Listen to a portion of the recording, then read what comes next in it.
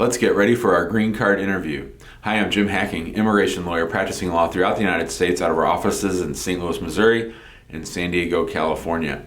In today's video, we're going to talk about all the things that I tell my clients as we prepare to attend their green card interview. Now, one of the great things about working with us, and that is solid in the way that we handle our cases, is that we keep a copy of everything that we send to USCIS, and this is most important. So if you're just getting started in the process, make sure that you keep a copy of everything that you submit. Any applications, you should go to Kinko's and make a full copy of it, or you should scan it all in so that you have a complete copy of every piece of paper that you've ever given to USCIS. So you're going to want to review that form. You're going to want to review the I-130 petition, which is the petition from the U.S.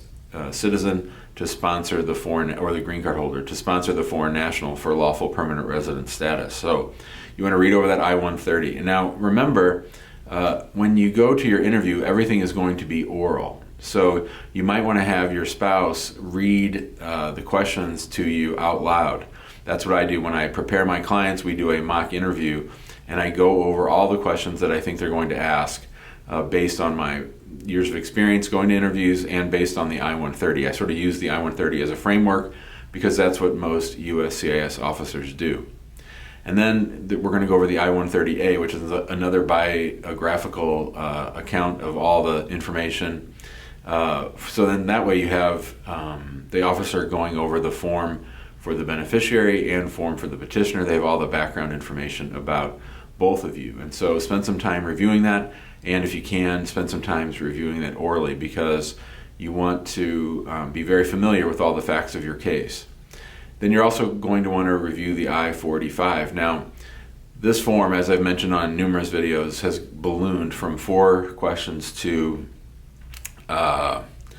hundreds of questions now on 21 pages of text, and they're split down the middle. So there are a lot of questions on the 485, and there are officers who ask virtually every one of those questions. Now, I was in front of a very experienced officer yesterday, and she consolidated all of them, and we were in and out in about 12 minutes. Now, that's unusual. Usually, especially with younger officers, and especially in this age we live in, you're going to get a lot of those questions. So again, it's really good for the petitioner, the U.S. citizen or the green card holder who is sponsoring their spouse, to read out loud those 45 questions. Have you ever been a prostitute? Have you ever been married to more than one person at the same time? Have you ever married someone in order to obtain an immigration benefit? Have you ever been a member of any groups, clubs, organizations, parties, societies, anywhere in the world?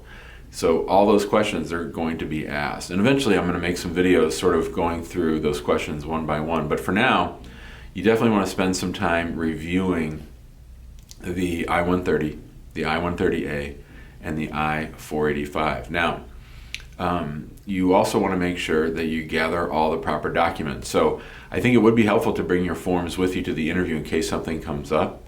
You could point out to the officer the actual information that you included in your forms, but you're not going to have much time to be pulling out forms, and you certainly can't be reading along. I've never seen that sort of happen.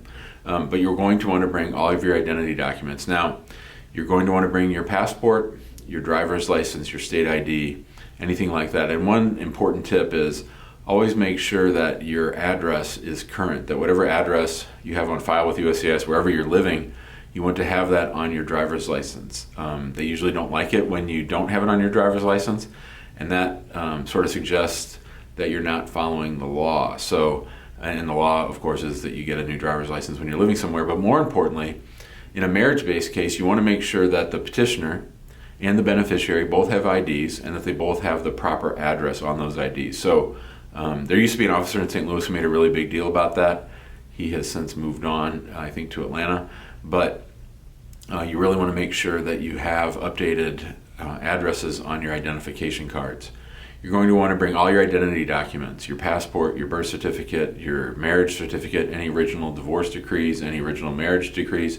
You want to bring the birth certificates for your children, and you want to make sure that you have all those in a way that you can get to them very quickly. You want to be really organized. And I've seen clients come in with a bag full of crap and just trying to be pulling stuff out, and that really frustrates the officer. But more importantly, it just gives them more and more time to ask questions while you're digging around in your bag of junk. So it's much better to be very well organized, and you want to have all those documents ready. If you're bringing marriage-based photos, then you want to make sure that you have those in a way that the officer can take them. They are not going to take printouts on little pictures that look like this. They're going to want them on a sheet of paper. What we do is we put 2 on a sheet of paper, and we put a little description under each one of what they are. So we just make a Word document, we put 1 picture, a description, 1 picture, description, and we give them about 30 pages of those, 20, 25 pages of those. All your other updated marital evidence you're going to want to bring to the interview. So between the time that you file and the time that you have your interview, that's a great opportunity to keep developing more and more evidence. And that's especially true if the foreign national has received their work card, their travel card, because then they can get their social security number, open the bank account, and that's when you really want to pour it on as far as gathering documents. I'll shoot a whole other video about the documents that you want to do on a marriage-based case. But just know that you want to bring all that stuff in an organized fashion. You want to have maybe an index at the top, and most importantly, if you can, you want to have it 2-hole punched at the top so the officer can just put it right into the file. You want to make the whole thing as easy and as seamless as possible on the client. So that's one of the things that we do. We organize the file. We yell at you to get more marital evidence because you're going to say that you can't get any more, and we're going to tell you and push you to get more. And then we're going to organize it in a way that the officer likes to receive it. And we really like to have sort of a thud, boom, when we drop the documents on the officer's desk. So that's my advice for you for getting your documents. So again, be very well organized. Photo albums are fine. Most officers don't look at photo albums, especially in the age of COVID. So you really want to have it in a way that's easily presentable to them and that they like receiving it. So that's the part about getting ready for the interview. We'll talk more about how to have the right mindset in your interview and sort of what you should be thinking about during the interview in our next video. Thanks a lot, and have a great day. Oh, so if you need to get a hold of us, 314-961-8200. You can email us at info@hackinglawpractice.com. Be sure to join us in our Facebook group, which is called Immigrant Home, and we have our YouTube channel that you should subscribe to.